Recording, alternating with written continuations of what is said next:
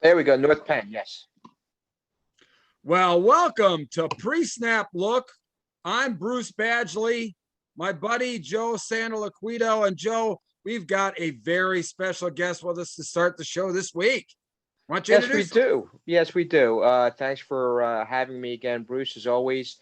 Yeah, I had the pleasure of watching and covering Penn on the brain, North Penn, uh, super senior tailback Khalani Eaton, who rushed for 247 yards, including one of the most amazing touchdown runs I've ever seen at any level, high school, college, or pro. In North Penn's victory over the weekend, it was a 28-14 victory over Central Bucks West. Uh, so here he is, star of the show, Mr. Kalani Eaton. And I'm surprised after 247 yards and rushing all over the place, I'm surprised he's still not tired. No, yeah, So I was a little tired, but I had to push through. Well, you guys are undefeated so far, 8-0. Really getting down into crunch time. Tell us a little bit about the barometer of the team there. I mean, what are you guys feeling, and what's going on in the locker room? Well, to start off, just coming into this momentum, this undefeated momentum coming from last year with the weird season that we had last year, just coming back into this brand new season, brand new stadium. We just got a good feel for it, So every day we work during practice. There's still a couple things that we had to correct with ourselves, just mental errors that we have, but like I said, just coming out with that winning momentum. Kalani, what was the attitude going into this weekend, going into last weekend against CB West? What did you feel you could do against those guys? Me and the team, we did understand how much of a opponent they were going to be, saying that they were undefeated as well. They were a good team overall, but we just had to come in with that attitude. And thinking of 2 years ago when they prevented us from getting into the playoffs, we just had to come back with that type of attitude. Just wanting to have that win even more and wanting to be more. Kalani, what was working in the first half of that game? Because everything seemed to be working. Obviously, you were working. Yeah. What was working well for you guys? What was really working well was the blocking.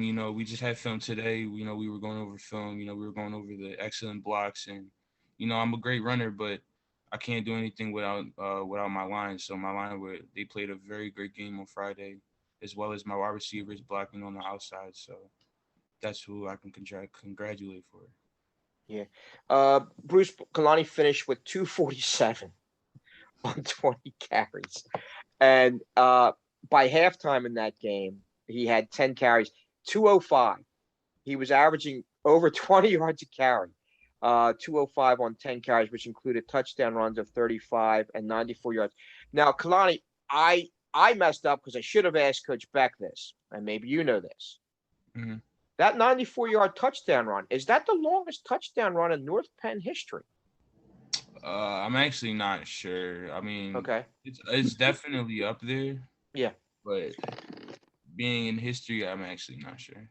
It was everybody, and I watched the highlight on my buddy Channel 69 on the big ticket, and they said that you broke 11 tackles, and all I know is that you have to have an attitude to do something like that. How do you get yourself ready for a game? What amps you up for that kind of a performance? I get this question asked a lot. I just honestly think about my family, how hard my family's been supporting me. I think about my supporters, and it just gives me that drive, that extra step to be great on the field. That's all I'm thinking about is my little brothers, my past ones. That's what really gives me the energy that and power that I need. Kalani, could you replay that touchdown run for us? What was going on? What was going through your head? Uh, we were at I believe like the 3 yard line, 6 yard line. The 6 yard line. 6 yard line. I don't even know, to be honest. Just wanting to score. Looking at the scoreboard. You know, before that play, we were making a couple mental errors. You know, just like I said, and like you guys are saying, you know, just coming out with that attitude. I just ran the ball every time with an attitude and with a meaning behind it. Well, the way I worded it in my story, the most intriguing score of the game and maybe the season was your 94-yard run. Um, you should have been and could have been tackled at least 6 times. What amazed me was you kept your legs turning, kept your legs churning. You were. It looked as if you were trapped on the sidelines, and you had. I think it was. What did I have here? I think it was 5. Was it 5? It was. Was it? I mean, I'm looking down here at my story. It was. Uh, I think it was 5 or 6 defenders basically more so trying to slap at the ball than trying to tackle you. You're low to tackle to begin with, but then on top of that, having these guys slap at the ball and not really turn around and try to tackle you, and then off you went. Yeah. And I was up in the press box, and I'm there with CB West people, and they're going, oh my God, you got to be kidding me. And one of the CB West people turns around to me and goes, oh my, that's the most incredible run I've ever seen in a high school football game. And this guy's been associated with high school football for the last 20 years. What was going through your mind as this was happening? Do you remember any of it? You know, like out on the field, like when I run or when I make a really good play, you know, I really don't like honestly remember it. It's just like all like everything going in through my head, like at the moment, you know, just all the momentum just going through my body. I honestly couldn't even answer that. Have you seen a replay of the run? Yeah, I've seen the run a couple of times. Has he seen a replay of the run? I've been watching it for the past like 2 days. Well, what was going through your mind as the replay as you're watching yourself do this? As I'm watching myself, like I said, I couldn't even believe myself that I did it. You know, but what I can say is my dad. You know, he plays a big role in my life. You know, he's raised us to just have that gorilla mindset, and not just on the field, but off the field as well. And just going towards that game, I'm looking at the clip. I'm like, that's what he's talking about. That's that gorilla mindset he's talking about. So I was just looking at myself and very proud of myself. Well, talk a little bit about, your team attitude now. You're 8-0. What are you and your teammates talking about? You know, are you talking, obviously, you've got a lot bigger goals for yourself other than, just the next game. What are you guys talking about amongst yourselves? In the locker room, as today, we were actually having a conversation similar to this today. Just almost acting like we're the number one in the nation. Just we know we have a good team, and it's not even about cockiness, it's about confidence. Just having that confidence on the outside of the team. And like I said, with the mental errors, just wanting to get better, wanting to be better, wanting to correct those errors, and that's kind of what we're surrounding ourselves around.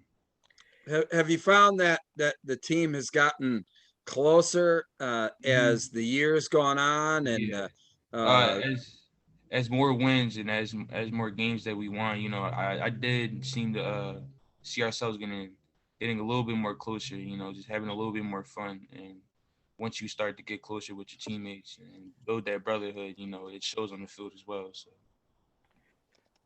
Khalani, personally, what's happening with you now? What schools are you talking to? What schools are showing you interest? That's certainly the game film. Certainly had to sell. Certainly had to wake up a lot of folks that saw you do again what you did on Friday night. What are some of the schools showing you attention? Some of the colleges. Some of the schools that's been showing me attention for the past like 2 years. Last year I was getting a lot of interest in Pittsburgh, and Cincinnati. Those were the two main ones that's been like sending me stuff in the mail, sending me pamphlets. And then like little colleges would send me interest, like Boston College, Marshall, Villanova. They actually came to see me my sophomore year. I talked to the head coach then. Just a couple of the neighboring schools around here. Okay. No firm offers yet. No one's put anything out yet. No, around December I should have Okay. Yeah, I got a feeling, Kalani, I got a feeling that's going to change very, very, very soon. Yeah. Kalani, coming into this, were you a 1,000-yard rusher last year? I don't. Oh, that's Yeah. right. Well, yeah, it was I keep on thinking last year was a normal year. It was not a normal It year. was last not a normal year. year. So you We only played played 5 games. what, 5 games last year? 5 Mhm. games. Yeah, and no post. Did you guys play in the postseason last year, or did you guys opt out? No, it was just a straight 5 games. We didn't even have Yeah. a scheme either. So Yeah. Yeah, that was kind of a bad thing. But so on that too, do you guys talk about this year, what you went through last year, and how you want to make things better and maybe some redemption from um last year? I mean, kind of, but then not again, like to a certain extent, because last year, we kind of like just almost forget about last year. It's just because of how weird it was and like how all of a sudden the season was. So everything that happened last year, we kind of built like a brand new scheme for this year. Just coming into the brand new stadium, brand new season. A couple brand new opponents. So um, we kind of just built around that, kind of just worked around that. Well, clearly you've got so a lot of work left. It's obviously clear that you guys are going to be in the postseason. Clearly, you're in a running for your, league championship there. So much riding on these last few games. How are you guys dealing with the pressure of that? We're actually dealing with it. I mean, I would say we're dealing with it okay. Just like Coach Beck said, just coming out there with the confidence that we need. Just getting better in practice. As long as we're correcting ourselves in practice, and as long as we're getting through those mental errors, I just feel like there's nobody else that can stop us but us. Yeah, Kalani, I keep on saying it. I've said it since the beginning of the season. I see you guys, and I see Garnet Valley on a collision course with one Mhm. another. I don't think they don't have a Kalani Eaton. I don't know if anybody has a Kalani Eaton. They Um, don't have Khalani Eaton. They don't have Zout. They don't have Levi Carroll. So not many do, but what they do have are very, very good players and waves of depth. mhm. Um, you guys are a more explosive team. I think you guys are a faster team. Um, I saw some things there, and you saw the same things. Yeah. In terms of there was a drop off in the second half. There's a lot of guys going both ways, and I remember in the second half, the first couple carries, your first couple carries, you went down, and I just made the joke. I said, "Oh my God, the kid's too damn tired to carry the ball anymore." He rushed for over 200 yards in the first half, and I'm talking to you after the game, and for one of the first things out of your mouth you remember was like, "Damn, I'm tired." Yeah, well, yesterday, that night, I was just so used to the cold air this week, and then all of a sudden it was just muggy, and it Yeah. was the air was real thick, so like it felt like uh my game against Souderton. It was the air was real thick, it was real muggy outside.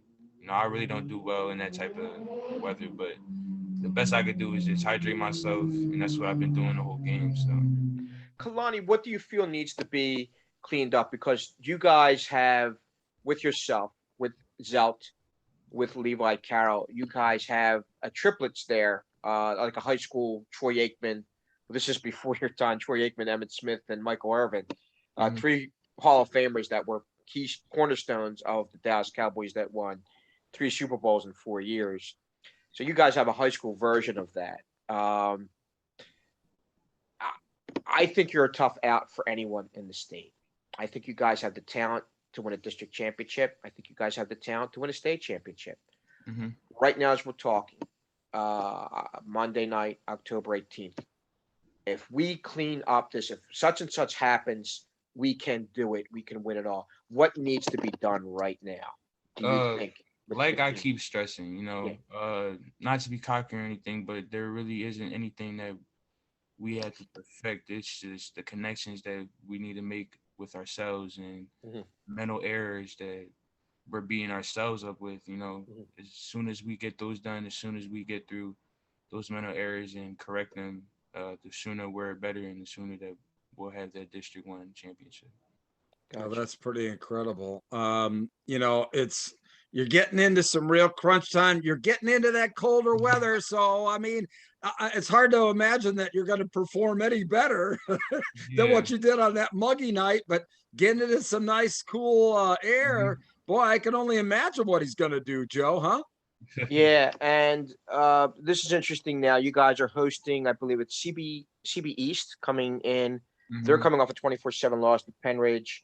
I would kind of think or feel very strongly, put it this way, that you guys would have your way with them. I mean, I know Penn Ridge gave you a bit of a game, but I think I think you guys are going to have you guys are in a good spot. You guys are in a good spot this weekend, and then you close up against CP South. I think you can run the board. The issue is that you may need some help in terms of Garnet Valley losing a game, and I don't think they're going to lose a game either. So I kind of see it. Excuse me. I kind of see it as the two of you. Again, like I keep on saying, a North Penn Garnet Valley District 1 championship. I saw Coatesville over the weekend against a pretty good Chester team. Chester's 5A.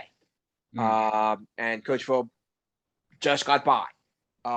They won on grit. They won on determination. They won ugly. But the best two teams I've seen them both in District 1. And I don't think there's any question about it, are the two top teams that right now, and that's Garnet Valley and that's North Penn. And, that's a pick'em game. That's a tough game for me to call. Like I said, not many teams, if any team has a team like a Khalani Eaton or Levi Carroll. But the flip side of it is that you're dealing with a Garnet Valley team that has good players, quality players, solid players that come at you in waves. And that's what's going to make, if you guys do what you're supposed to do, Khalani. So we're going to make a deal, right? You and I are going to make a deal, right? Yes, sir. We're going to see each other in the district championship. Yes, sir. All right. So let's see how that goes. And I'll tell you this, Bruce, it's a game that's going to pack everybody in because it's going to be an amazing game. Again, two very well coached teams, and Coach Mike Rickey at Garnet Valley and Coach Dick Beck, a state champion, going way back to my youth when I had hair in my head and I didn't have my belly. Covering Coach Beck in the early 2000s. I think it was 17. I think it was 18 years ago. 18 years ago. It was 2003, I believe, when North Penn won the state championship in 4A. When there was a 4A, and it was only a 4A, large school title. But year after year, Coach Buck does a great job, and he does it through a very, very sound system of running the ball, playing good defense. And now with this added element with you guys, and what I wrote is Bruce, you watch these guys, you watch North Penn, you blink, they score. You blink, they score. You blink, they score. The problem Friday night was I started blinking in the second half. You didn't score too much. but you just closed your eyes. Well, but it's a team that is quick strike, and the issue everybody's going to have with North Penn is North Penn can be down, and with their style and their design, and obviously with the talented young man here in Khalani Eaton, and with Levi Carroll, and with Zelt, their quarterback, they can be down. They're a team that can come back on you.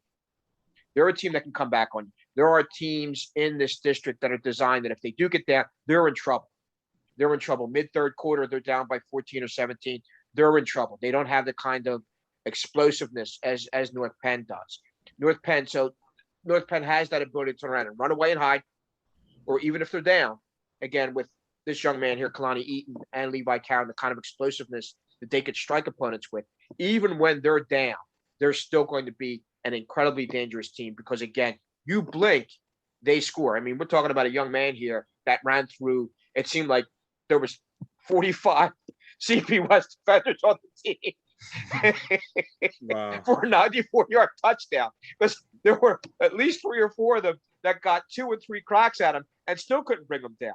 And then again, no one in terms of long range, not many can match up with Carroll in terms of his length, in terms of his speed. So again, they're going to be a tough out for anyone. And again, from either way you look at it, Bruce, you're down against North Penn. You can't get down against North Penn because again, they can run. They have the potential to run away and high. And this is the point I was making to you, Khalani, on Friday night. You guys are capable of doing that. I meant that as a high compliment. If you remember when you and I spoke after the game, I thought you guys were going to drop 50 on them. And that's just it. You blink, they score. North Penn could drop 50 on anybody in the district. North Penn could drop 50 on anybody in the state. And again, flip side, North Penn could be down 21-10, 24-10, mid-third quarter. They're not at it. With their style, with their talent, they're going to be a dangerous team, regardless of who they face.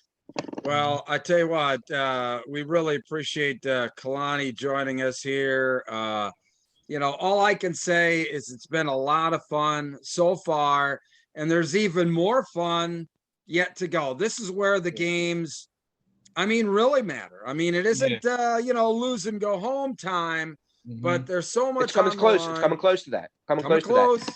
And let me hang on for one second, because we usually do this a little bit later in the show, but we might as well do it now because he's here with us. Now. We got a player of the week, and he's right here. So we got to make arrangements because we owe him a T-shirt. That's right. We owe him a very special shirt. There's a custom shirt from our sponsor, Brute Athletic Apparel. Gives you a nice player of the week thing. I'll try and get if you DM me. I'll get a picture of the shirt for you, and then when we send it to you, you can give us a picture of with the shirt on. It's pretty cool. And he's pretty big, so you're gonna need like a double X or triple. Oh, these X. Hey, it was big. No, I ain't no double X. Probably a large would be good. It was big on Nick Singleton. I think it'll be big on Khalani Eaton too. So Hey, Khalani, you're playing at what? 190, 195? Nah, I'm 215. Yeah. See, come That's on, what I mean Joe. about load, man. Come on, Joe. Wow. Come on, Joe. Well, now, Come on, Khalani, Joe. do you see yourself as a running back in college? You go both ways. Remind me again, what position were you playing on defense? I don't play defense. Oh, that's right. You were out. No, I'm sorry. Yeah, I don't play no defense at all. That's okay. And you got to save him for the offense there. I don't really like defense either. So. Well, defenses don't like you. So I think Khalani, that works out well. I think it does. Khalani, listen, thank you very much for joining us. Tell everybody, hi for us here from Pre-Snap Look. I'm sure all of your friends will back at you. And we'll definitely, I'm sure we'll catch up with you, down the road. Best of luck the rest of the season. Bruce would definitely catching up with him down the road. So Khalani, thanks again, man. I would definitely, you and I got a deal, bro. We got a deal. I'm going to see you in the district championship. I got you. Okay, all right, man. See you later. Good night. All right, okay, take care. Bye now. Wow, what a great kid. Yeah, he is. Very humble. Yeah. But as you kept pointing out, and rightfully so, there's a lot of work left. They've gone, obviously they put themselves in really good position, but now it's money time now. These last couple of games setting them up, and as you aptly pointed out, they're number 2 in the district power rankings to Garnet Valley. Yeah. And it looks like if things go the way they should go, I don't see anybody beating Garnet Valley. And if things go the way they should go, I don't see anybody beating North Penn. So these guys are on a collision course. And as I said, Khalani he's that beautiful blend of power and speed. And again, what he did on Friday night, and I'm still shaking my head because I replay that play in my head. We played that touchdown run, 94 yards, was incredible. I wish there's a way we could look that up, because I have a feeling that was that might have been a record run in North Penn history. North Penn has a very, very strong and very rich football history. So that may be another call to Coach Beck to see if. No, that's a call to Dave Micah. Okay, that's a call to Dave Micah. Yeah. what's in there. But we had another great week. And that why don't we just go in chronological order? Why don't you talk about, obviously that Coatesville Chester game, which you covered, and well, obviously you were at the North Penn game on Friday. Saturday then was Coatesville and Chester. Talk about that game. It was incredible. We've had and we've talked up Coach Dante Bell, the Chester High coach, for some time, and I saw it firsthand. That's a pretty nice football team. That's a football team that's going to cause some problems for some people in 5A. They have the quintessential leader, the young man, the senior Isaiah Freeman. He has a will that will He just not has a break, grip it won't on that bend. team. Yeah. He just high, low, whatever. There was no way. I mean, they did lose. They did lose the game, but it certainly wasn't because of Isaiah Freeman. He did a hell of a job. And they have the other thing too with Chester is they have a lot of really, really young talent. That again, this is the icebreaker. I mean, this is going to be the season in which Chester, hopefully, and they seem to be heading in this direction, but hopefully Chester makes some history and reaches the district playoffs in 5A. And again, I don't see any reason. I don't think there's mathematically a way that they're not going to make the playoffs. No, but I mean, beating Coatesville, and oh my God, they had Coatesville. They had and Coach Coach I'm sorry, Coach Ortega does a great job because I would define them as kind of a down Coatesville team, but because of the positioning that Coach Ortega places his players in year after year, those guys, it was sloppy at times, it was ugly at times. There were 8 billion times Coatesville could have lost, but they won on grit, they won on determination, and they won out. They won the kind of game that you have to win this time of year. Chester. That's a tough place to play too. Yeah, it is. That is a tough place to play. But Chester didn't help itself too. Chester was flagged 11 times in that game for close to 100 yards. As a matter of fact, I have the numbers here. They were flagged 11 times for 96 yards in that game. And there was 2 situations where Chester had the ball deep in Coatesville territory. It came away with nothing. But then the other flip side of it is this. Chester scores to tie the game with 2:59 left. On a 4th down, by the way, on a 4th down play. And they stopped Isaiah Freeman on a 2-yard point attempt. And then Coatesville gets the ball back. And much credit to, I got to give a lot of credit to Coatesville's quarterback, young man, Harry Susi. Didn't play the best game, but I'll tell you what, the kid hung in there and he played well when he had to play well. He played well during the most important moments of that game. And credit to him, credit to Harry Susi, because he found Tommy Ortega, the middle of the Ortegas, with a big play there with less than a minute and a half left. And that's what propelled Coatesville to the victory. Coatesville's, again, they're going to be tough. They're always tough. They're exceptionally well coached with Coach Ortega. They have gritty, tough players. They're number 3 in the power ranking. I mean, they're just ready to pounce if either Garnet Valley or North Penn. Bruce, I'm not buying them. I'm not. I mean, I think again, in the end, this is not the Coatesville of previous years. I mean, well, the Coatesville of Ricky Ortega's son, who's sure no knock against Susi, but I mean, the young man that's now at Villanova. He was an incredibly special player. He was a game changer. And right now, Coatesville has the type of team that needs to play a near perfect game to beat the North Penns and to beat the Garnet Valleys right now of District 1. And I just simply don't see that happening right now. Right now as we're talking. I simply don't see that happening. On the flip side, you have a Chester team that lost, but they gained quite a bit because now they know what playoff tension is like. There were a lot of dropped balls in that game. But you have also a kid, Nyree Melvin, freshman, who was fantastic. And when he had the ball in his hands, the kid was simply electric. Chester's also doing this. They're 7-1, and they're also doing this without probably their best player in Deron Miller. who's still recovering from an injury. They had a young man, a junior, Jeremiah Gates, who was an incredible force. He was tough to block the whole day. And they have a sophomore tight end who's a matchup nightmare. The kid's 6'4", 6'5", Dominic Toy. So there's a lot of talent there. There's ability there. And this is a team, a Chester team that could do some damage. But right now, though, they went from being the only undefeated team in District 1 5A at 7-0.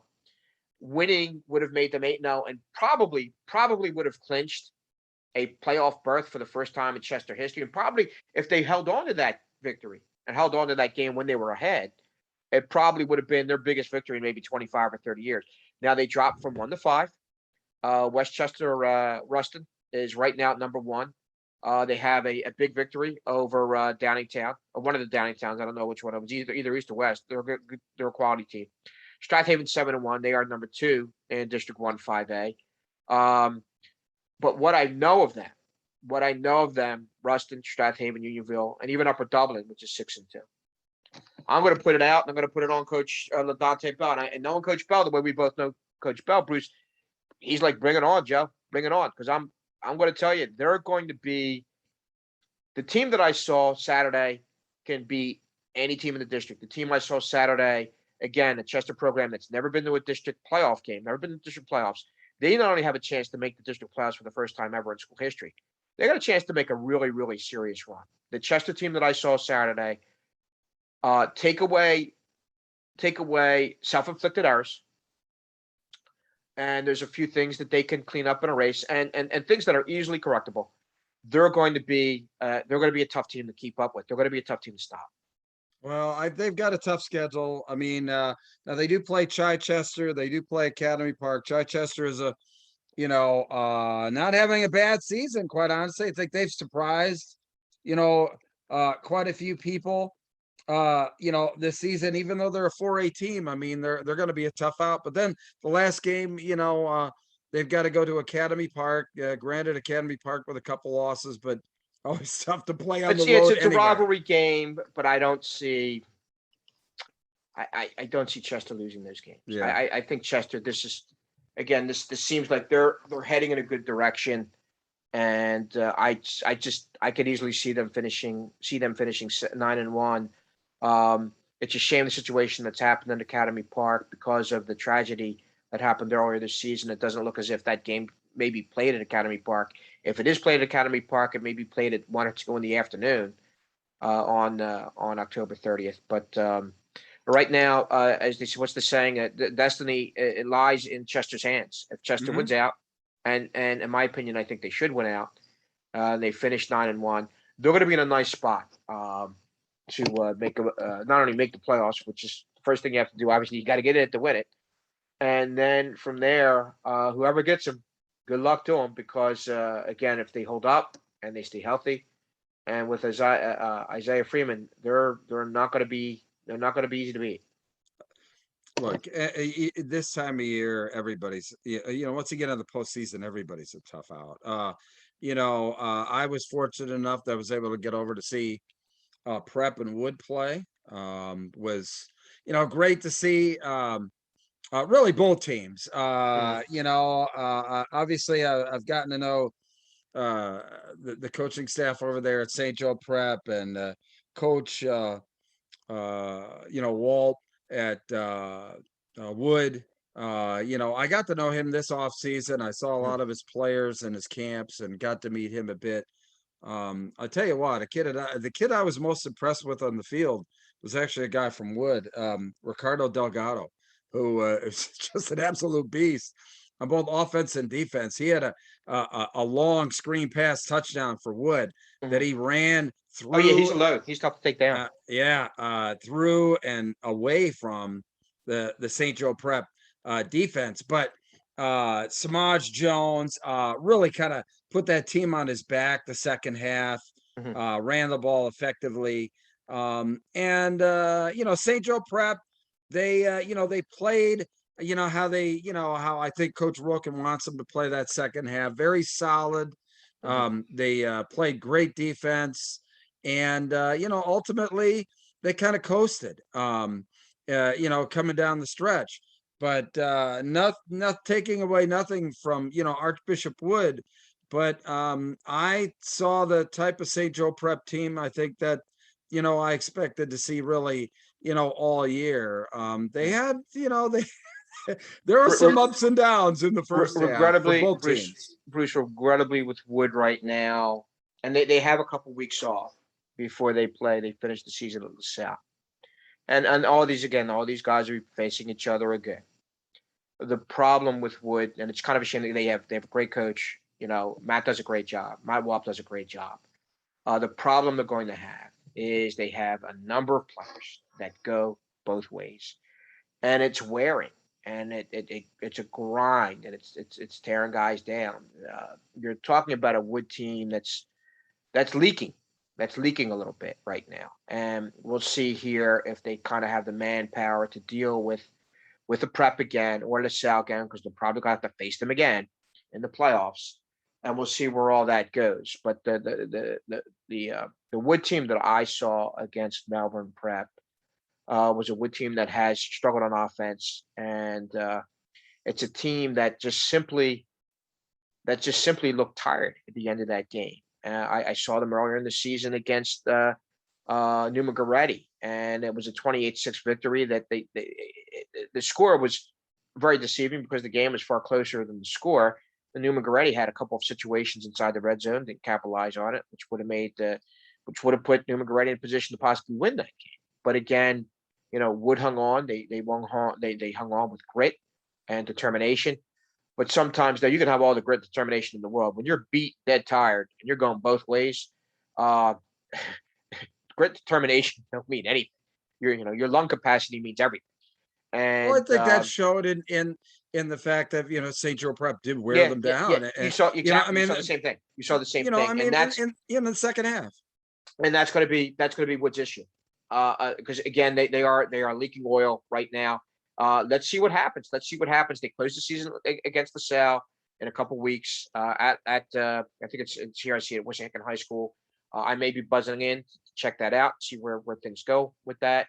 It's going to be an interesting game, but that is the biggest concern Wood has right now. If I were them, I would try to get as much rest and as much sleep as I could, because they need to, if they want to make a run, and Wood is capable of making a run.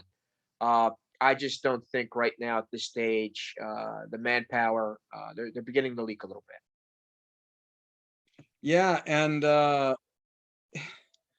did you happen to catch the end of the Father Judge Roman game?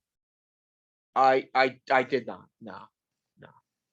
Incredible last minute, where Father Judge basically, has a goal line stand to stop a 2-point conversion after they score to take the lead, and then Roman comes back down and is going for a 2-point conversion and the win in the last minute of the game. Mm-hmm. I tell you what, a huge shout out to both of those teams, because they were playing through that bad storm and everything else, and was following along on the game or whatever like that. But I tell you what, I think a team, quite honestly, one of the most underrated 5A teams, in the state right now could be Father Judge. I think that Father Judge may be the team that Chester better keep their eye out for, down the road. And that's a bold statement by me here. Yeah. But Okay. they need, that's a team that, I mean, in getting to the state, finals or whatever like that, they're going to have to, one of the first teams that they would meet in the PIAA, if they get out of District 1, would be Father Judge. So, I mean, I tell you what, they've just, they fought with grit, determination. They're going up against LaSalle this week, so we'll see how it all plays out, right? Yeah. It's just I'm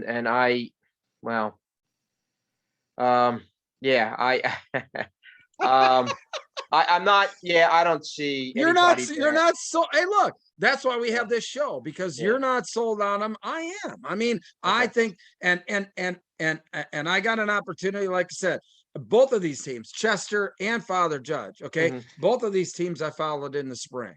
Yeah. You know, and have a good degree of, I think, perspective on both teams. And Mhm. I tell you what, it's got, look, either one's going to be a tough out. I'm just saying, if I was Chester, or in how it's going to fold out, I would think that down the road, a couple teams that will probably face one another are going to be Judge and Chester, and I think that would be an enormous amount of fun to watch that happen. Yeah, yeah, yeah. That's So just, so we did your player of the week. Mhm. What's your did you do your top 10 yet?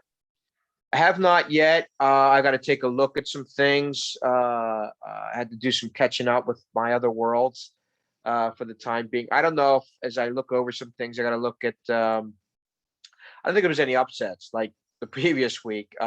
Even though I got some of the business, because I still have LaSalle at number one. That's not going to change until the playoffs. If Roman knocks out LaSalle again, then guess what? Roman's number one. If Prep knocks out LaSalle, then Prep's number one. If LaSalle keeps on doing what LaSalle's doing, then LaSalle remains number one. Mhm. It's the man who beats the man. It's the team that beats the team. And right now, I couldn't justify it to move Prep. And Prep may be playing better than LaSalle right now. Prep Well, probably is playing better than LaSalle right the now. single biggest surprise to me is Westchester Ruston actually Yeah. being in the top of the 5A power ranking after Chester's loss. They really, and I'm surprised because it was a 6A opponent with a good record. And I don't know exactly how District 1 does their power rankings, but I was surprised What's a point that system? Chester fell as far as they did. Well, it's strictly a point system on who you beat. You get so many points for for opponents and who you beat. Ruston, I go a little bit of a ways back with Coach Mike Sinclair. Ruston had a very, very, very nice victory earlier this season against the Downingtown East, which says quite a bit about Ruston, just how good Ruston is. And now from what I see, what I know is they're going to have an easy time. They have it was a Great Valley coming up, so and right now not a very good Great Valley team. And then Ruston closes the season against Sun Valley, which right now, I'm looking at them here, and they're 2-6. So Ruston should close, and they should close strong. So Ruston may maintain that spot right now with where things lie. Ruston lost to Unionville. They both have one loss, and Unionville is ranked third and Ruston won. I mean, sometimes there's got to be some human intervention here, okay? Just like with you and your Bruce, top 10. Bruce, it's strictly a formula. It's a formula. It's based on a formula. It's not based on opinion. My rankings are based on opinion. In District 1, they base everything on a point system. It's strictly a formulaic system, and that's where they base it on the size of the schools. They based it on the total points that you win, you accumulate, and it's based strictly on a formula. So it's not based on opinion. It's based strictly on formula. Like I said, I see this in these power rankings all the time, where these teams that have lost to the other team, even though they have the same record, that they're ranked below the team that they beat. And, like I said, hey, look, this show is about opinion and whatever like that. I just have, that's just a beef I have. And it's not only with District 1, it's with District 3 as well. And you get these teams and they Bruce, beat somebody. I don't know District 3, but is District 3 system based on a point system? It's based on power ranking and the opponent's record. And yeah. I think you have to be a NASA scientist or a Joe Mays to figure it out. But anyway,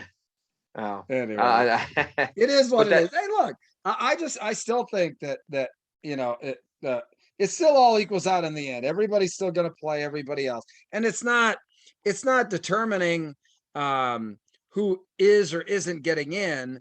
But what it does do is it could determine home field advantage for like a championship game or a playoff game. And that means a lot, doesn't it? Yeah, it does. It does. My understanding in past years, the District 1 6A championship game was always played, I believe it was always played on a neutral field. But now, hey, we have programs here in this area that travel well. It's not like, it's certainly not, I'll tell you what, from one high school going to another, it's certainly not like, Georgia going to play Oklahoma, or Oklahoma going to play, Alabama, anything like that by any Yeah. means. So, Yeah, I get it. we're talking about a bus ride. I think, I sure as heck wouldn't want to play at Coatesville. I mean, well, no, that's a good point. Yeah, no, that's actually, that's a good point. And I mean, the other point is, I mean, going to Chester and going to places that nobody could be, wants to play on Saturday. Nobody and wants that to could be, play on yeah, Saturday. that could be intimidating. So, but the way things are shaped out and the way things shape up in District 1 with this formula, I think they've done a very good job with the formula. I think it works well. And again, it's based strictly on numbers and facts, not conjecture and opinion. Like, again, my rankings are, but I'm going to stick to my guns. I'm going to stick to my guns and what I have here and what I've kept here with things, and that's LaSalle, that's Prep. I'm going to stick with North Penn. I have Imhotep, I believe, at 3. They continue to win. They're going to be a tough out for anyone. Yeah, they really with North are. Penn, and yeah, I don't think there's been any upsets as far as I know, and I got to go back over. And I the think whole scoreboard. Abraham Lincoln's still undefeated in the public league, aren't they? I believe so. I'm pretty sure. But anyway, look, it all equals out there. But I think it's going to be that's another. Obviously, Chester's got to go through TEP. TEP's got to go. Father Judge and TEP are going to have to, kind of equal it out to get through, a District 12 championship in 5A. So that's going to be a very interesting game. I'd pay to see that one. That would be a lot of fun. But not a lot of great games this week. No, not really. Yeah, I don't even know where I'm going. Yeah, I got to talk to my my Simon Graham Poobah, Mr. Dave Micah. So let's see where that leads this weekend. I may have a rare weekend off from high school football and just maybe focus on some features and do some prep work for some other things down the line. I will be away. I will be away the first week of November. I'll be in Vegas for Canelo Alvarez's fight against Caleb Plant, which will be a fun spectacle. Spectacle. There you go. I'll get that out. Spectacle. Be part of. But I will be back that Monday too, and I'll make sure over the weekend I'll be monitoring the scores on Eastern PA football. But I think after this weekend, things will get very quick. Now you're dealing with again. Let's use Chester as an example. You're dealing with a Chester team that right now, again, the proverbial owns its own destiny. If they win out, they get in. It's really that simple. There's been Chester teams in the past that have been right there on the brink and have not won those games, have not won games that they should have won in the past. But again, under this coach and with this group of players, I don't think that's going to happen. So let's see where things go with this. I'm certainly going to take a look at Ruston. Strathaven's only loss, and Strathaven's number 2. I know 5A, and their only loss was to Garnet Valley. And like I said, there's no shame in that because every number of teams only loss is going to be to Garnet Valley. They're just such a number of good teams in District 1 and 6A and 5A. I mean, the sleeper team I'll keep on bringing up because I've seen them again, and I'll tell you what, they have comparable talent to North Penn, and that's Ridley. When I saw Ridley a couple of weeks ago against Garnet Valley, they gave Garnet Valley a scare. So again, watch for them. Watch for them. There's some speed there. There's some talent there, and they are incredibly well coached. So it's really going to be a fun time. And I keep on, like, mark my words. I got a strong feeling in the end, a very strong feeling in the end. It's going to be Garnet Valley and North Penn. And in the end, it's going to be. And you haven't even you- talked about Quakertown, who's the only other undefeated team in Yeah. 6A. Yeah, let's let's take a look here. Let's take a look at Quakertown's quality of opponents. Let's see who they've beaten. That says, hey, they should be in the argument. Well, they beat Hapoel Horsham, which they beat a down the Chamonix team. Soderden's kind of down. They've really kind of had it pretty easy. They play in the weaker version of the Suburban one. So let's see where they go, because they're not dealing with certainly not dealing with the North Penns of the world. They're not dealing with the CB West and CB East and CB South. They're not dealing with the Penridges of the world. So let's see I'm sorry, I take that back. They do deal with Penridge. They deal with Penridge on Thanksgiving Day. And again, Penridge was they gave North Penn all can handle. They lost by TD to North Penn. They lost by 4 points to Central Bucks West. So they're a tough team. And if Penridge has something to play for, that's going to be a very, very interesting game. If the game is played on Thanksgiving, it's listed for Thanksgiving, but we'll see if it gets that far, considering we have it depends if Quakertown's in the tournament or not yet. Yeah. And there's a 99.9% likelihood that they will be. Yeah. So. Yeah. No, it's so many teams yet to talk about that are having great seasons and stuff like that. Just not enough time, but I think we had a good time this week. What do you think? We did. Yeah, we had a very special guest on, and Khalani Eaton, which I was happy to get. I'm hoping in the coming weeks we can have a revisit from our dear friend Dave Micah as the district playoffs start to take shape and form. I'm hoping to get on a good friend of mine, Mr. Matt Smith, Delco Times football writer, longtime football writer for the Delco Times, and Matt does an amazing job in Delaware County. Matt is the true guru. He's been around. He knows everyone. He knows what he's doing. He knows what he's talking about, and he also keeps a good eye on the area in general. So hopefully, in the coming weeks, we'll be able to get Matt on, and then maybe maybe we get some special players on too in the coming weeks with this thing beginning to narrow down.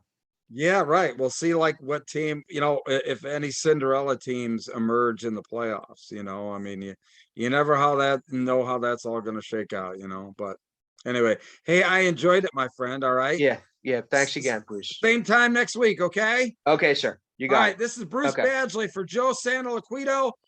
Thanks for watching Pre-Snap Look. Take care now. Bye-bye.